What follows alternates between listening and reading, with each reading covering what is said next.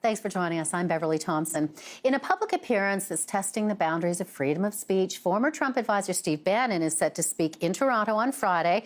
The event is so popular, it's sold out, but some are calling for it to be shut down, fearing the kind of rhetoric we could hear from the far-right political actor. And that is where we begin with our panelists as we go behind the headlines today. Richard Crouse, film critic and host of Pop Life, is with me here in studio. Samantha Kemp-Jackson is a parent blogger and joins us from downtown Toronto, and former TV host Jeff Hutcheson joining us from Charlottetown today. Good to see everybody. Nice to see everybody. So, all right, Richard, let me begin with you because I'm saying Steve Bannon, there's a petition out there. People want it shut down. Yep. It's not just him with a pulpit. He's going to be debating David Frum. We're going to hear about populism. Yeah, so this isn't him making a speech. This is authoritarian populism that will be debated between the two of them. And I think if there's anyone to do that, it should be David Frum. David Frum worked in the White House, spent more time in the White House than Steve Bannon did, understands the inner workings of this. He comes from a conservative mindset, but I do think will challenge him at every step along the way. And I do believe that freedom of speech is absolute. I think that you have to give this guy a chance to speak, because I often think if there are disagreeable and terrible nationalist and other ideas out there that he's here to promote or try and promote, have David Frum challenge him, and also use sunlight as the best disinfectant. Shine a light on this and allow people to see what he really has to say. Shine a light on it, Sam? I have to disagree with you on this one, Richard. I think that there's been enough light that's been shone upon Steve Bannon over the last couple of years. His position within the White House, his stoking of fears within the United States and beyond globally, his nationalism, his populism. I think it's all negative. It's all bad. And I understand what you're saying about shining the light on him, but I think he's had enough light shone on him thus far, and he needs to go away. So the event, Jeff, is sold out.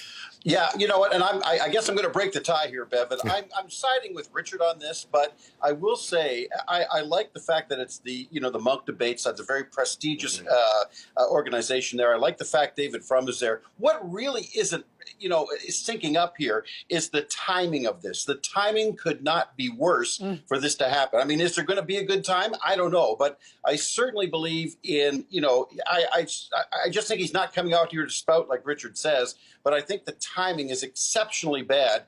But in this world, I don't know if there'll ever be a good time.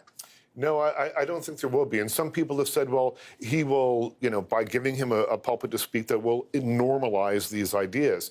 Well, listen, look who the president of the United States is and who got him there was Steve Bannon. I mean, to a certain extent, these ideas are out there. I just think that if we allow him to speak and be challenged, because when you see Bannon interviewed on television, so often the interviewer simply is not up to the task of challenging him, one-on-one, point for point.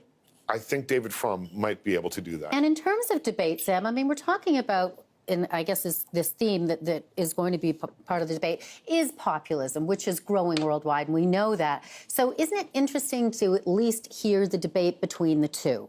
Well, I guess theoretically, Bev, we should hear the debate, but I think that we've been hit over the head with the populist ideals over the last couple of years, ever since the administration in the United States has come on board. We hear about it all the time. We're all well aware that Steve Bannon was one of the leading charges behind President Trump's opinion of populism and being a nationalistic president. We also know that he had a lot to do with garnering the white supremacist and, far-right votes. So I don't know how much more we need to keep talking about it and giving him a platform. Well, I somewhat disagree. I will only say that had we shone a light on this 3 years ago or 4 years ago and spent more time talking about Breitbart, Steve Bannon's Breitbart, his former website. He's no longer affiliated with it, I don't think. Instead of referring to it as the mausoleum for the unemployable, and taking it a little bit more seriously, the political climate might be a little bit different today. Jeff?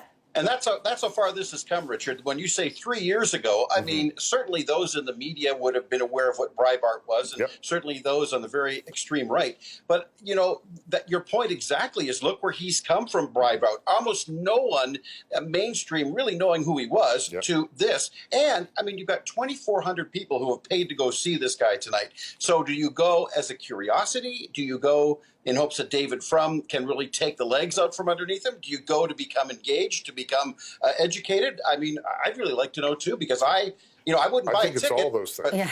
Yeah. Okay, so let me ask you about this, because we're learning more, speaking of being educated, about how much money it gets doled out, taxpayer money, to former governors general.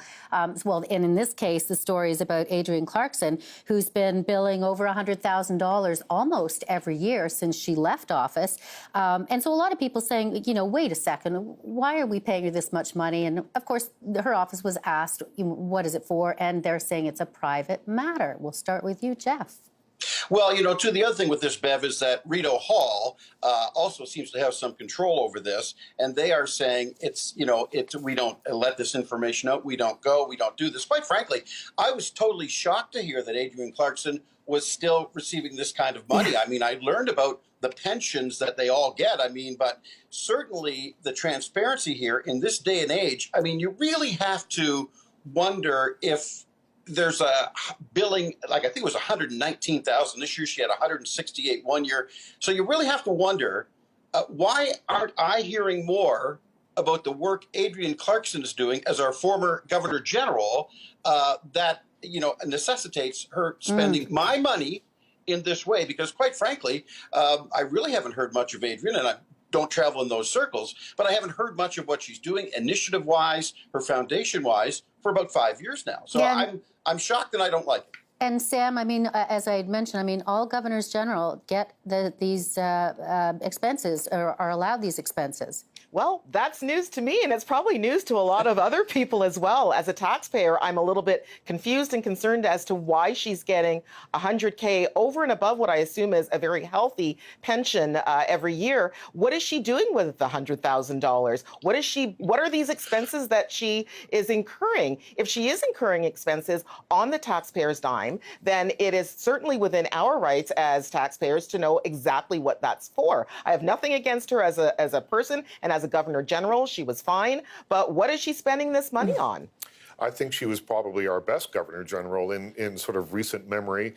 I think that she came in and sort of transformed the idea of what Governor Generals do, and she was at everything, which is a situation that we don't find ourselves in today with our current Governor General. But having said that, that was years ago. It was a decade ago or more. And I think that now we've heard the word, Jeff used the word transparency, and Sam alluded to it, is transparency. If it's taxpayer money, we deserve to know where it's going. Now, we know where some of it's going. Some of it's going, she's got some charitable causes, she runs a charity. Some of it's going there, but the idea that we're told, well, it's none of our business, actually, it is our business. Is it going there, though, Richard, to where you're saying, because she has a separate fund for her charitable causes, which all Governor Generals do. This is expenses for her. These are things she's expensing. I don't think any of this 100,000 or 1.1 million that we've seen now, that we've learned in the last 10 years or so, has gone to a charity per se, maybe perhaps to fly her to something having to do with her charity. I understood it to be things like desks. You could buy desks and set up, offices and that kind of thing with this sort of money. Sure. Well, and it's allowed. And Sam, I'll give the final word to you.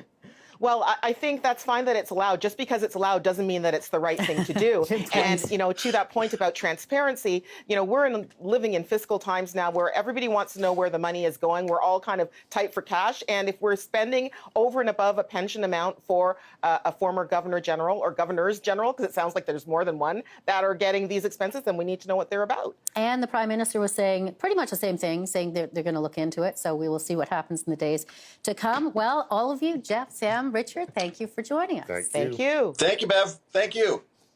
Well, the conversation, you can join it.